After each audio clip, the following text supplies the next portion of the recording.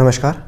तो आज के प्रश्न पत्र में हम यहाँ पर इथिक्स का जो जीएस पेपर 4 है यहाँ पे, ठीक है, जो यूपीएससी का सिलेबस के अनुसार यहाँ पे जीएस 4 का पूरा सिलेबस के अकॉर्डिंग दृष्टि आईएएस की जो ये बुक है उस पर जो नोट्स है यहाँ पे क्लास नोट्स उसको यहाँ पे डिस्कशन करेंगे।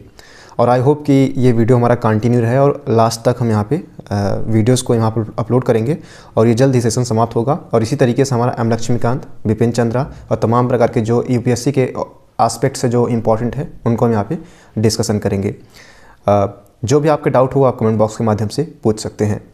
सामान्य अध्ययन प्रश्न पत्र 4 नीतिशास्त्र, सत्यनिष्ठा और अभिरुचि को यहाँ पे हम अध्ययन करेंगे, यानी general studies paper 4 ethics, integrity and aptitude को यहाँ पे हम डिस्कशन करेंगे।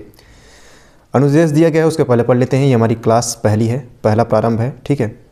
इस प्रश्न पत्र में ऐसे प्रश्न शामिल होंगे जो सार्वजनिक जीवन में उम्मीदवारों को सत्यनिष्ठा, ईमानदारी से संबंधित विषयों के प्रति उनकी अभिवृत्ति तथा उनके दृष्टिकोण का समाज से आचार व्यवहार में विभिन्न मुद्दों तथा सामने आने वाली समस्याओं के समाधान को लेकर उनकी मनोवृत्ति का परीक्षण करेंगे। इनामों का निर्धारण करने के लिए प्रश्न पत्र में किसी मामले के अध्ययन अर्थात केस स्टडी का माध्यम भी चुना जा सकता है। मुख्य रूप से निम्नलिखित क्षेत्रों को कवर किया जाएगा। एक तरफ इंग्लिश का भी है, इंस्ट्रक्शन दिया गया है, उसको आप पढ़ना चाहे तो पढ़ सकते हैं। बाकी यहाँ पे हम अपने विषय पर जो है सिलेबस पे आते हैं, पाठ्यक्रम क्या है हमारा। तो इसमें टोटल जो है 7 पेपर हैं और 8वां लेसन हमारा जो होगा उनसे रिलेटेड केस स्टडीज़ होगा, ठीक है।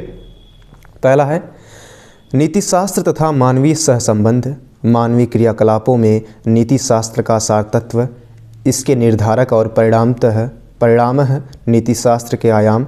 निजी और सार्वजनिक संबंधों में नीतिशास्त्र मानवीय मूल्य, महान नेताओं, सुधारकों और प्रशासकों के जीवन तथा उनके उपदेशों में शिक्षा, मूल्य विकसित करने में परिवार, समाज और शैक्षणिक संस्थानों की भूमिका, यानी ethics and human interface, essence, determinants and consequences of ethics in human actions, dimensions of ethics in private and public relationship, human values, lesson from the lives and teaching of great leaders, reformers and administrator, role of family, society and educational institutions in inculcating values।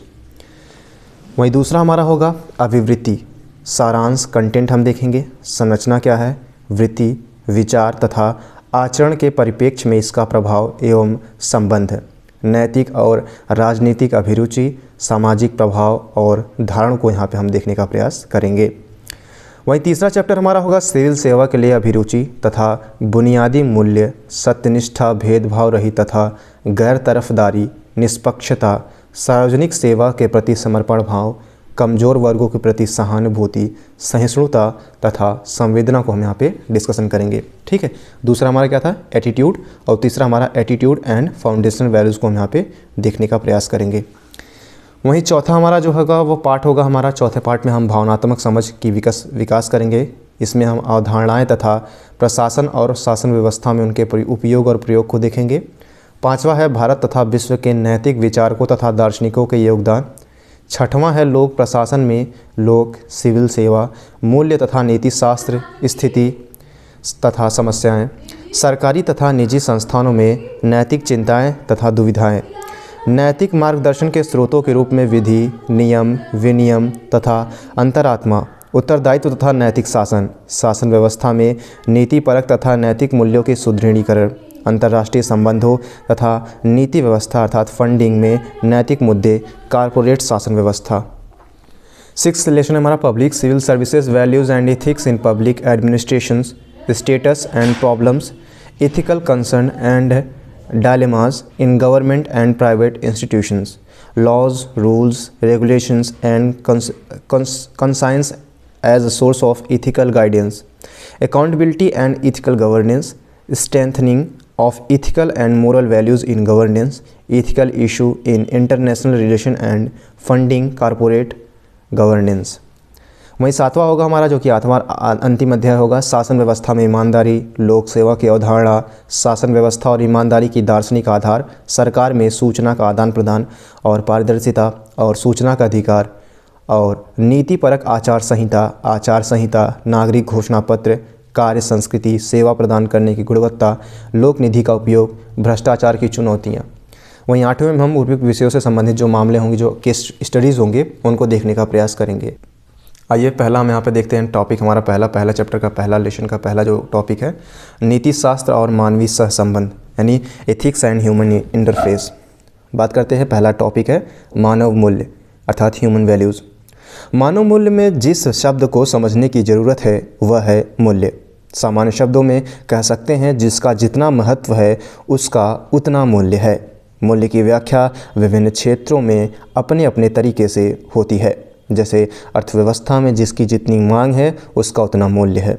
नीति शास्त्र में जो अनुचित है वह मूल्यहीन है और सौंदर्य शास्त्र में जो सुंदर है वह मूल्यवान है। वही मूल्यों का अर्थ सबसे गहरे नैतिक आदर्शों से होता है जिन्हें उपलब्ध करने के लिए नैतिक नियम इत्यादि बनाए जाते हैं। उदाहरण के लिए शांति, न्याय, सहिष्णुता, आनंद, ईमानदारी, समयबद्धता आदि प्रसिद्ध मूल्य हैं।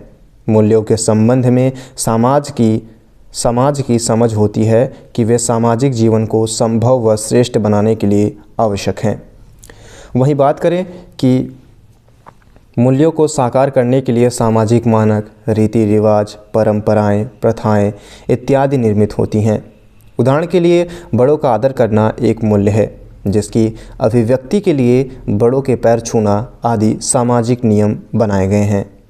विवाह संस्था भी एक रीति है जिसका उद्देश्य मनुष्यों की यौन तथा पारिवारिक आवश्यकताओं की शांतिपूर्ण तरीके से संतुष्ट करना है। आते हैं मूल्यों की विशेषताओं के अंतर्गत। तो मूल्यों की विशेषताएं क्या है उसको देख लेते हैं। नैतिक मूल्यों का विकास क्रम ही उनकी विशेषताएं तय करता है। कोई भी मूल्य प्रायः प्रारंभ में एक व्यक्तिगत आदत अर्थात इंडिविजुअल हैबिट होता है जो उचित प्रतीत होने के कारण कालांतर में सामाजिक व्यवहार अर्थात सोशल बिहेवियर बन जाता है। जब यह सामाजिक व्यवहार कुछ प्रतिमानों के साथ मजबूती से स्थापित होता है तो एक परंपरा अर्थात ट्रेडिशन विकसित होती है जो कालांतर में समाज की अपेक्षाकृत मजबूत प्रथा कस्टम बन जाती है। जैसे सती प्रथा का अनुपालन जब उग्रता एवं दृढ़ता से किया जाता है तो वह प्रथा लोक रीति अर्थात मोर कहलाती है। जैसे पशु बलि किसी मूल्य के विकास का अगला चरण उसका संस्थागत स्वरूप अर्थात इंस्टीट्यूशनल फॉर्म होता है, जैसे विवाह संस्था। विशेषताओं की बात किया जाए तो मूल्य आदर्श के रूप में होते हैं। जिस प्रकार किसी आदर्श को कभी भी पूर्णतया प्राप्त नहीं किया जा सकता है, उसी प्रकार नैतिक मूल्यों की समाज में पूर्ण स्थापना नहीं की जा सकती। उस आदर्श की तरफ पहुँचने का प्रयत्न किया जाना चाहिए, जैसे न्याय, समानता एवं स्वतंत्रता का मूल्य। दूसरा है मूल्य जन्मजात नहीं होते, ये सीखे जाते हैं। मूल्यों को सीखने की प्रक्रिया सामाजिकरण अर्थात सोशलाइजेशन कहलाती है। जैसे बड़ों के पैर छूकर उन्हें सम्मान देने का मूल्य हम सीखते हैं। यदि मूल्य आनुवंशिक होते तो यह मूल्य विश्व के सभी समाजों में पाया जाता। इसी प्रकार से अगला बात किया जाए तो मूल्यों की स्थापना एक लंबे विकास क्रम के फलस्वरूप होती है, अतः यह सापेक्षतः स्थिर होते हैं। चौथा, मूल्यों में एक सोपान क्रम होता है। कुछ मूल्य बहुत उच्च स्तर पर होते हैं जिन्हें मूल्यों का आदर्श रूप भी कहा जा सकता है। जैसे आनंद, शांति आदि मूल्य तो कुछ मूल्य सोपान क्रम में निचले स्तर पर होते हैं। पांचवा है हमारा कि किसी समाज विशेष के संदर्भ में मूल्य सापेक्षतः वस्तुनिष्ठ होते हैं। जैसे हिंदू समाज में मृत्यु उपरांत दाह संस्कार करना एक अनिवार्य संस्कार माना जाता है। वहीं छठा है मूल्य अमूर्त अर्थात अब्स्ट्रैक्ट होते हैं। इनके बारे में सोचा जा सकता है। विभिन्न नैतिक प्रतिमान इनके मूर्त रूप होते हैं। अब बात करते हैं मूल्यों के प्रकार की। मानवीय मूल्यों को प्रमुखतः दो भागों में बांटा जा सकता है। एक है उद्देश्य की दृष्टि से तथा दूसरा है दृष्टिकोण की दृष्टि से। बात करें उद्देश्य की दृष्टि से तो इस दृष्टि से मानव मूल्य साध्य और साधन दो उपवर्गों में विभाजित होते हैं। साध्य मूल वे हैं जिन्हें हम सदैव पाना चाहते हैं, जैसे शांति, संतोष, न्याय, स्वतंत्रता, समानता, ज्ञान आदि। साधन मूल्य वे हैं जिनके माध्यम से हम साध्य मूल्यों तक पहुंच सकते हैं, जैसे साहस, धैर्य, ईमानदारी, विनम्रता, उत्तरदायित्व आदि। वहीं बात किया जाए कि दृष्टिकोण की दृष्टि से, तो दृष्टिकोण की दृष्टि से भी मूल्यों को सकारात्मक और नकारात्मक दो उपवर्गों में बांटा जा सकता है। सकारात्मक मूल्य ऐसे मूल्य होते हैं जिनके होने को महत्व दिया जाता है, जैसे अहिंसा, शांति, न्याय आदि। वहीं नकारात्मक मूल्य वे मूल्य हैं जिनके न होने को वांछनीय समझा जाता है, जैसे हिंसा, विद्वेष, अन्याय आदि। मूल्यों के विकास में परिवार की भूमिका की बात कही जाए तो मूल्यों के विकास में परिवार की वह पहली सीढ़ी है जिस पर चढ़कर मानवीयता के लक्ष्य को पाना आसान लगता है। इसलिए परिवार कब, कैसे, कितना और किस प्रकार के मूल्यों को देना चाहता है, यह प्रश्न महत्वपूर्ण हो जाता है। 6 वर्ष तक की आयु एक ऐसा पायदान है जब बच्चा दूसरों के आचरण से सबसे अधिक प्रभावित होता है। इसलिए प्राथमिक स्तर पर मूल्य इसी उम्र में निर्धारित होते हैं। हालांकि बाद में भी मूल्य विकसित होते हैं, लेकिन प्रभाव का स्तर धीरे धीरे कम होता जाता है। वहीं बात करें कि प्रशिक्षण, प्रोत्साहन, निंदा, दंड कुछ ऐसे उपकरण हैं जिनसे वे मूल्य विकसित किए जा सकते हैं। यह भी ध्यान देने योग्य है कि परिवार एकल है या संयुक्त। संभव है कि एकल परिवार में वैयक्तिक होने की मूल्य प्राप्त हो, जबकि संयुक्त परिवार से साथ रहने का मूल्य जो है वो प्राप्त हो। यह भी संभव है कि संयुक्त परिवार यदि पितृसत्तात्मक है तो इस बात से स्त्रियों के प्रति कम सम्मान का मूल्य प्राप्त हो। परिवार का शैक्षणिक स्तर तथा आर्थिक स्तर भी मूल्यों की पृष्ठभूमि तय करने में सहायक होते हैं। वहीं बात किया जाए कि मूल्यों के विकास में समाज की क्या भूमिका होती है, तो समाज की असली भूमिका वैसे तो विद्यालय जाने के साथ शुरू होती है, किंतु उससे पूर्व 6 वर्ष तक समाज और परिवार मूल्य विकास में बराबर भागीदार होते हैं। किशोरावस्था एक ऐसा पड़ाव है जब समाज का दबाव सर्वाधिक होता है। आरंभ में मूल्यों का विकास कम होता है, लेकिन समाज से ज्यों-ज्यों संपर्क बढ़ता जाता है, विकास भी उत्तरोत्तर बढ़ता जाता है।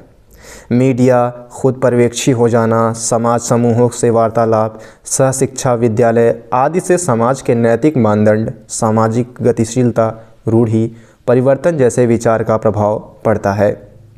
वहीं विभिन्न धर्मों, जातियों और क्षेत्रों के लोगों के साथ धैर्य, सहिष्णुता जैसे मूल्यों को विकसित करने में सहायक होते हैं।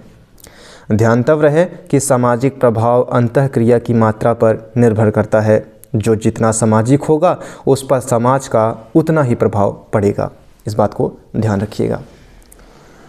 वहीं अगर बात किया जाए कि मूल्यों के विकास में शिक्षण संस्थानों की क्या भूमिका होती है, तो शिक्षण संस्थानों के 2 स्तर पर मूल्य विकास में योगदान देते हैं, आधारभूत शिक्षा के स्तर पर तथा उच्च शिक्षा के स्तर पर। बात किया जाए आधारभूत मूल्यों का प्रभाव ज़्यादा होता है, जबकि उच्च शिक्षण संस्थान प्रायोगिक मूल्य का विकास कर पाते हैं। वहीं व्यक्तिगत परिवर्तन की संभावना उच्च स्तर पर ज़्यादा होती है। विभिन्न विचारधाराओं के संपर्क में आने का क्रम भी उच्च शिक्षण संस्थानों से ही शुरू होता है, जो मूल्यों को प्रभावित करते हैं। जैसे मार्क्सवादी विचार के संपर्क में आने से वर्ग संघर्ष को समझना आदि। विभिन्न पाठ्यक्रमों द्वारा स्वतंत्रता, समानता, अहिंसा, नैतिक शिक्षा का प्रभाव पड़ना। उदाहरण के लिए इतिहास के पाठ्यक्रम यदि गांधी जी की अन्याय के विरुद्ध खड़ा होना या सत्य, अहिंसा का पाठ प्राथमिक और उच्च शिक्षण संस्थानों में पढ़ाया जाए तो इसका प्रभाव मूल्य विकास में निश्चित तौर पर सहायक होगा। इसी प्रकार अध्यापक और छात्र समूह का भी अहम योगदान होता है। बात करें नैतिक मूल्य आत्मनिष्ठ है या वस्तुनिष्ठ है, तो इसके बात करते हैं। तो वस्तुनिष्ठता अर्थात ऑब्जेक्टिविटी से तात्पर्य ऐसी स्थिति से है जिसके संबंध में सर्वसम्मति रहती है, मतलब जिसको सभी मानते हैं उसे हम क्या कहते हैं, वस्तुनिष्ठता है उस वस्तु में। वहाँ कोई मत भिन्नता नहीं होती। पूर्ण और शुद्ध तर्कशास्त्र अर्थात प्योर लॉजिक, प्योर गणित मतलब प्योर मैथमेटिक्स यानी शुद्ध गणित और शुद्ध तर्कशास्त्र में पाए जाते हैं ये सर्वसम्मति, ठीक है। वही आत्मनिष्ठता यानी सब्जेक्टिविटी की स्थिति में मत भिन्नता यानी लोगों के मत जो आपस में वो भिन्न होते हैं, स्वाभाविक तौर पर पाई जाती है। अब यदि हम नैतिक मूल्यों की बात करें तो यदि कोई नैतिक मूल्य समय, स्थान, परिस्थिति से प्रभावित होता है तो उसमें आत्मनिष्ठता की मात्रा अधिक पाई जाएगी, यदि नहीं तो वस्तुनिष्ठता अधिक होगी। वहीं मूल्य की वस्तुनिष्ठता की कसौटी उसका सामाजिक दायरा होता है। जितने अधिक क्षेत्र में वह मूल्य फैला होगा उतनी ही उसमें वस्तुनिष्ठता की मात्रा अधिक पाई जाएगी। अब ध्यातव्य है कि मूल न शुद्ध रूप से वस्तुनिष्ठ है और न ही शुद्ध रूप से आत्मनिष्ठ है, इस बात को ध्यान रखिएगा। अलग अलग मूल्यों में वस्तुनिष्ठता का स्तर भी अलग अलग होता है। वहीं बात किया जाए कि कुछ मूल्य लगभग हर समाज, हर समय और लगभग हर परिस्थिति में एक समान माने जाते हैं, जैसे शांति, सत्य आदि। इन मूल्यों में वस्तुनिष्ठता ज़्यादा है। कुछ मूल्य ऐसे हैं जो जितने वस्तुनिष्ठ हैं उतने ही आत्मनिष्ठ, जैसे शाकाहार और मांसाहार, गर्भपात, फांसी आदि। वहीं अगर बात की जाए तो कुछ मूल्यों में वस्तुनिष्ठता की अपेक्षा आत्मनिष्ठता की मात्रा अधिक पाई जाती है। ये कुछ वर्ग विशेषों द्वारा ही मान्य होते हैं, जैसे समलैंगिक विवाह, वेश्यावृत्ति आदि। वहीं कुछ मूल्य ऐसे हैं जिनके विरोध में वस्तुनिष्ठता पाई जाती है, न कि पक्ष में, जैसे नरभक्षी प्रवृत्ति। अब वस्तुनिष्ठता एवं आत्मनिष्ठता का एक अन्य आयाम किसी समाज विशेष का अन्य समाजों से संपर्क की मात्रा भी है। ग्रामीण एवं आदिवासी समाज जिनका बाहरी समाजों से कम संपर्क है, वहाँ के मूल्यों में वस्तुनिष्ठता ज़्यादा होगी। वहीं एक मेट्रो शहर में ठीक इसके विपरीत स्थिति मिलेगी। वहीं अगर बात करें नैतिक मूल्यों का निर्धारण कैसे होता है, तो नैतिक मूल्यों का विकास समाज के अंदर होता है, परंतु इनके निर्धारण एवं विकास में अनेक आधारों की भूमिका होती है, जैसे भौगोलिक परिस्थितियाँ, अन्य समाजों से अंतःक्रिया, जनांक, सांस्कृतिक सापेक्षता, अर्थव्यवस्था आदि। अब बात करते हैं भौगोलिक परिस्थितियों की। तो किसी प्रदेश विशेष की भौगोलिक परिस्थितियाँ वहाँ विभिन्न मूल्यों के निर्धारण में महती भूमिका निभाती है। जैसे बात की जाए तापमान की। अब देखिए, अरब देशों में प्रायः धूल भरी आंधियाँ चलती रहती है। इनसे बचने के लिए वहाँ की महिलाएं जो हैं प्रायः क्या करती हैं, बुर्का, तथा पुरुष भी ज़्यादा वस्त्र पहनते हैं। वहीं हम देखते हैं कि उष्णकटिबंधीय गर्म क्षेत्रों के लोग प्रायः ढीले ढाले तथा कम वस्त्र पहनते हैं।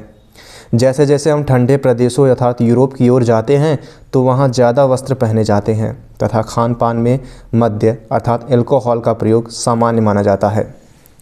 वहीं अगर बात की जाए उपजाऊ भूमि की, तो उपजाऊ भूमि क्या है कि जिन प्रदेशों की भूमि उपजाऊ होती है वहाँ प्रायः शाकाहार का प्रचलन मिलता है। वहीं इसके विपरीत परिस्थितियों में मांसाहार का प्रवृत्ति पाई जाती है। अब बात करते हैं उच्चावच की। देखिए, पहाड़ी क्षेत्रों में रहने वाले लोगों में जो है वो धैर्य और मेहनत जैसे मूल्य प्रायः मैदानी क्षेत्रों के लोगों से अधिक पाया जाता है, क्योंकि उनका जीवन से संघर्ष क्या होता है, वो ज़्यादा होता है। बात करते हैं अन्य समाजों से अंतःक्रिया की। जो ग्रामीण या आदिवासी क्षेत्र अन्य समाजों, गाँवों में कम संपर्क में होते हैं, उनमें रूढ़िवादिता अर्थात ऑर्थोडॉक्सी अधिक पाई जाती है। इसके विपरीत किसी राष्ट्रीय राजमार्ग पर स्थित गांव या किसी बड़े शहर के मूल्यों की गतिशीलता अर्थात फ्लेक्सिबिलिटी अधिक मिलती है। वहीं बात करें जनांकिकी की, तो विभिन्न समाजों में जनांकिकी भी मूल्यों के निर्धारण में अहम भूमिका निभाती है। जनांकिकी के अंतर्गत विभिन्न पहलू आते हैं, लिंग अनुपात, जीवन प्रत्याशा, आबादी आदि। बात करते हैं लिंग अनुपात की। जिन समाजों में लिंग अनुपात बराबर होता है वहाँ प्रायः एक विवाह की परंपरा मिलती है। वहीं यदि यह अनुपात बहुत अधिक बिगड़ जाए तो प्रायः बहुपत्नी या बहुपति विवाह का प्रचलन देखने को मिलता है। उदाहरण के तौर पर अगर देखा जाए तो आज भी देहरादून यानी भारत में जो है के पास एक आदिवासी इलाके में खस समुदाय में बहुपति प्रथा की प्रचलन है। ठीक है। दूसरा है जीवन प्रत्याशा। जिन समाजों में जीवन प्रत्याशा बहुत अधिक होती है और संसाधन भी पर्याप्त होते हैं वहाँ वृद्धों को ज़्यादा सुविधाएं और सम्मान मिलता है, जैसे जापान। परंतु यदि जीवन प्रत्याशा अत्यधिक हो और संसाधनों की कमी हो तो उस समाज में वृद्धों की स्थिति शोचनीय हो जाती है। उदाहरण के अगर तौर पर देखा जाए तो उत्तरी ध्रुव पर पाई जाने वाली एस्किमो जनजाति में वृद्ध संसाधनों के अभाव में युवा पीढ़ी के भविष्य के लिए अपनी इच्छा से अपने प्राण दे देते हैं। वहीं बात किया जाए आबादी की, तो मूल्यों के निर्धारण में समाज की आबादी भी अहम भूमिका निभाती है। जैसे जिन राष्ट्रों में आबादी कम है वहाँ प्रायः गर्भपात जैसे मूल्यों की स्वीकृति नहीं पाई जाती। वहीं अधिक आबादी वाले राष्ट्रों में इसके विपरीत स्थिति मिलती है। अब बात करते हैं आर्थिक कारक की। किसी समाज में अर्थव्यवस्था का क्या प्रारूप है, यह निश्चित तौर पर वहाँ कुछ मूल्यों का निर्धारण करता है। जैसे पूंजीवाद देश अमेरिका में व्यक्तिवाद को अहमियत मिलती है, जबकि समाजवादी देश जैसे क्यूबा में सामाजिक योगदान की इच्छा का मूल्य विकसित होता है। वहीं बात किया जाए कि अर्थव्यवस्था के विकास के स्तर के आधार पर भी मूल्यों का निर्धारण होता है। जैसे जिन समाजों या राष्ट्रों की अर्थव्यवस्था में प्राथमिक क्षेत्र अर्थात खेती आदि की प्रधानता है, वहाँ भौगोलिक स्थिरता के प्रति रुझान, रूढ़िवादिता, पर्यावरण के प्रति लगाव की प्रवृत्तियाँ मिलेंगी। कहीं जिन समाज या फिर राष्ट्रों की अर्थव्यवस्था में तृतीय क्षेत्र अर्थात सेवा क्षेत्र की प्रधानता है, वहाँ के मूल्यों में जीवन में प्रायः गतिशीलता, बहुसंस्कृतिवाद की स्वीकृति तथा पर्यावरण के प्रति अरुचि जैसी प्रवृत्तियाँ दिखाई देंगी। बात करते हैं धर्म और नैतिकता की, यानी रिलीजन एंड एथिक्स की। क्या इनमें संबंध है, उसको समझने का प्रयास करते हैं। देखिए, धर्म और नैतिकता के आपसी संबंधों के निर्धारण से पूर्व हमें धर्म का अर्थ स्पष्ट करना होगा। धर्म शब्द का प्रयोग दो अर्थों में होता है। भारतीय दर्शन में व्यापक दृष्टि से धर्म का अर्थ है स्वकर्तव्य पालन। यदि इस दृष्टिकोण से देखें तो धर्म और नैतिकता में कोई भेद नहीं रहता है, क्योंकि नैतिकता दायित्वों की पूर्ति को ही यहाँ धर्म कहा जाता है। जो नैतिक दायित्व है उनकी पूर्ति ही क्या कहलाती है, धर्म कहलाता है। दूसरा, यदि धर्म को रिलीजन वाले अर्थ में अर्थात मजहब या पंथ के अर्थ में लिया जाए तो धर्म एक ऐसी व्यापक अभिवृत्ति है जो मनुष्य के संपूर्ण जीवन को प्रभावित करती है या किसी न किसी अलौकिक सत्ता या फिर अवस्था में आस्था रखती है तथा इसमें ज्ञानात्मक, भावनात्मक अर्थात भक्ति और क्रियात्मक अर्थात पूजा पाठ तीनों पक्ष अनिवार्यतः शामिल होते हैं। ज्ञानात्मक, भावात्मक और क्रियात्मक। यदि धर्म के द्वितीय अर्थ को समझे तो इस संबंध में समझा जाए तो धर्म और नैतिकता में संयोग का संबंध स्थापित होता है और चार तरह की स्थितियाँ उभरती है। पहला क्या है, धर्म और नैतिकता साथ साथ। उदाहरण के तौर पर महात्मा गांधी, राम, गुरु नानक, ईसा मसीह का जीवन दर्शन। दूसरा, धर्म उपस्थित परंतु नैतिकता नहीं। उदाहरण के तौर पर इस्लामिक स्टेट, ISIS की शासन प्रणाली, बड़े चढ़ाने जैसी प्रथाएं आदि। तीसरी स्थिति बनती है कि धर्म अनुपस्थित हो किंतु नैतिकता मौजूद हो, जिसमें कार्ल मार्क्स का जीवन दर्शन तथा भगत सिंह की नैतिक दृष्टिकोण को आप यहाँ उदाहरण के तौर पर देख सकते हैं। वहीं चौथा है, धर्म और नैतिकता दोनों अनुपस्थित हों, अर्थात इस श्रेणी में देखिए धर्म अनुपस्थित होता है। अब जो जीवन दर्शन है यहाँ पे भगत सिंह का जो जीवन दर्शन आप पढ़ेंगे तो उसमें धर्म अनुपस्थित है किंतु नैतिक कार्यों पर क्या है, नैतिकता क्या है, मौजूद है। वहीं धर्म और नैतिकता दोनों अनुपस्थित हों तो इस श्रेणी में वो उदाहरण आते हैं जो न किसी धर्म पर आधारित है और न ही नैतिक होते हैं, जैसे बलात्कारी व्यक्ति का कृत्य, मासूमों की हत्या करने वाले नक्सली आदि। स्पष्ट है न धर्म नैतिकता की शर्त है और न ही नैतिकता धर्म की। इन दोनों में संयोग का संबंध होता है। ठीक, अब बात करते हैं धार्मिक नैतिकता और धर्मनिरपेक्ष नैतिकता में। देखिए, धार्मिक नैतिकता अर्थात रिलीजियस एथिक्स, इसके समर्थक गांधी, गैलोवे, रैशडेल आदि हैं। गांधी जी अनुसार बुद्धि पर टिकी हुई नैतिकता बड़े लालच व भय के सामने कमज़ोर सिद्ध होती है।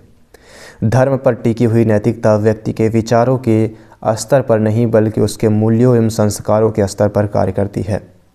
धार्मिक व्यक्ति की नैतिकता में विचलन का खतरा कम होता है।